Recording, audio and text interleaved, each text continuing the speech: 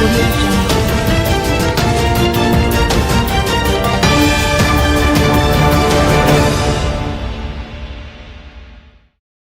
No mercy.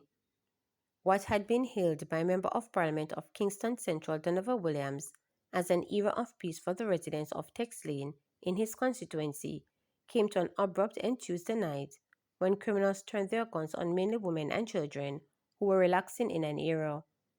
Williams, who visited the scene Wednesday morning to provide support to the affected families, expressed deep distress over the attack which left 6 people injured, including 2 small children and a teenager with special needs.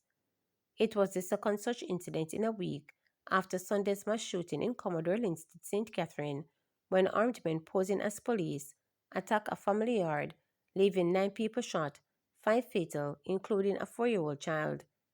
Williams told reporters Wednesday that while the Texan community was no stranger to crime, it had been healing over the past years. It's a tragic morning, and it is surprising because this community has been experiencing a period of peace and calm.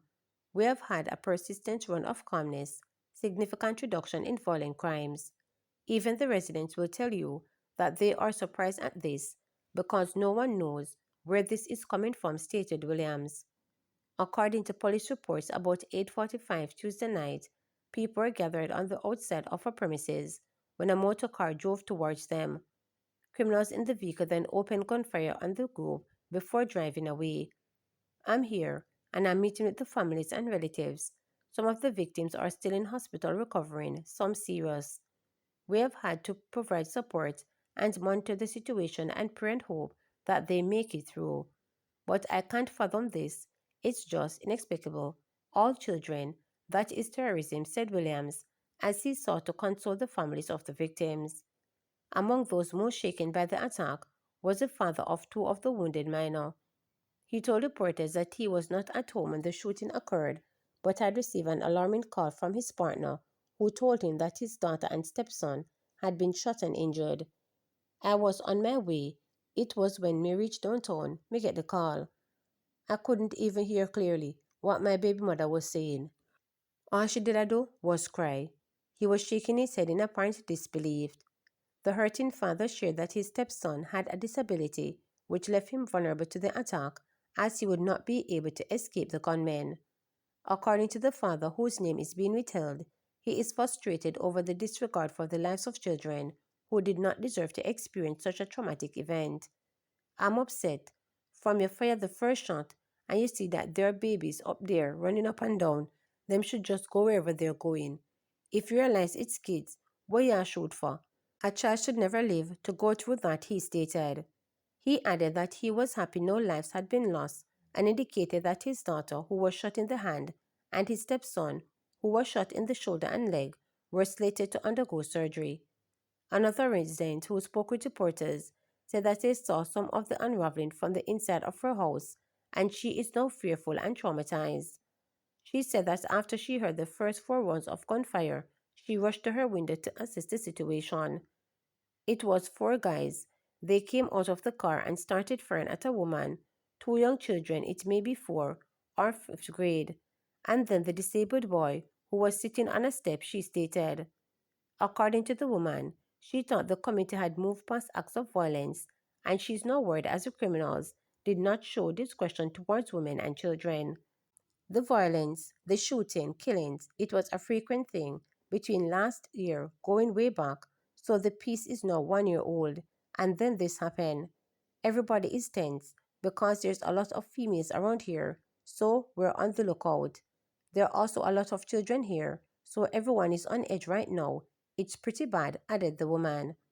In the meantime, Williams told reporters that while he understands that the police need time to complete their investigation, he hopes the criminals will be quickly apprehended, as this would deliver justice to the families and the wider community. I know the police will do their work, but have to get it on and do their investigation and bring the perpetrators to justice, he stated. Possible trial period reserved in 2026 for murder case against Leota Bradshaw and co-accused.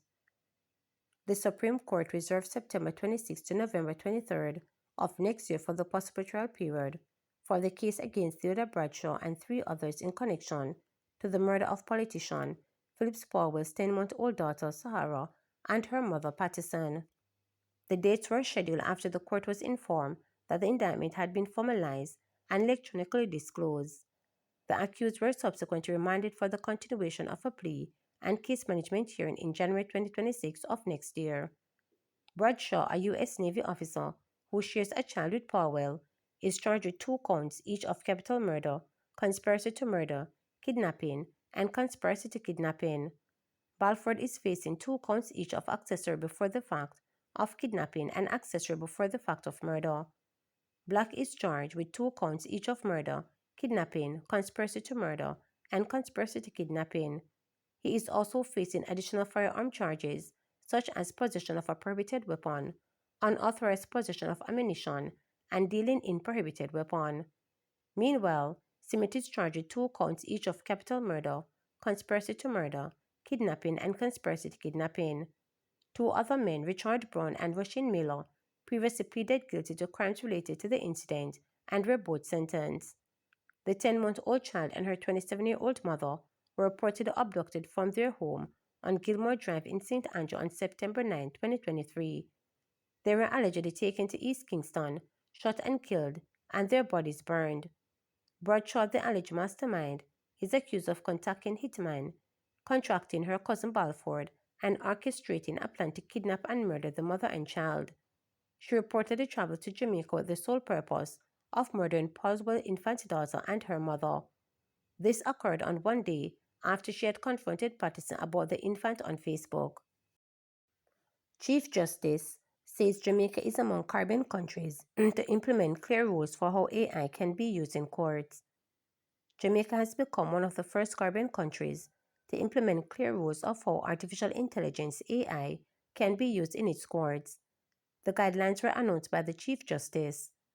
They are designed to ensure that AI enhances justice delivery without undermining fairness, accuracy, or integrity.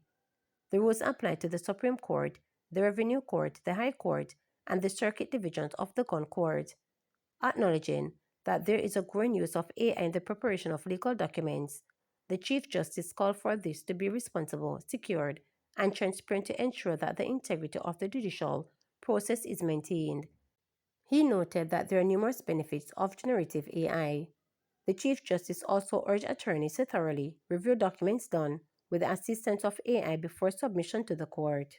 Generative AI will enhance efficiency and streamline court operations. It will simplify the preparation of legal submissions, reduce clerical delays, ease the filing process, and support self-represented litigants. Court staff will also use AI to improve document management, case scheduling, and information retrieval, ensuring proceedings are faster, more accurate, and transparent. For ordinary Jamaicans, these changes mean faster access to justice, clearer processes, and a system that works for everyone. 231 million Troy Bridge to be completed by year end, says Minister Morgan. Construction of the 231 million Troy Bridge in Trelawney is on schedule for completion by December 2025, according to Minister with Responsibility for Works Robert Morgan. In a statement on Wednesday, Minister Morgan expressed satisfaction with the progress of the project after touring the location on the same day, noting that the facility will bring much needed relief to residents affected by the bridge collapsing in 2021. I'm happy that Jamaica can see the work that we've done. There is still some work left to be done to finish in December, but we're very sure, and when this work is finished, the people of this area will be proud of the bridge, the minister added. He also announced that road rehabilitation work on both sides of the bridge are scheduled to begin in January 2026, further improving access for residents, students, and businesses. For the past 4 years, this bridge has been out. It has really been a devastating economic impact. Troy is a very important economic hub for both Manchester and Trelawney, Morgan noted. We have to rehabilitate the road for the farmers, for the students, for the residents, for persons who are coming here to do business, because we want to reinvigorate Troy. The minister emphasized that the project highlights the government's commitment to modernizing the country's infrastructure. This bridge is from the 1800s, and it's just for an example of tremendous task we have on our hand in rehabilitating or rebuilding the infrastructure, but the government is committed to doing it, he stated. The Troy Bridge would serve residents of Troy, Manchester, and St. Elizabeth, collapsed in August 2021 during the passage of Hurricane Storm Grace. To subscribe, like, share, and click the notification bell for daily updates.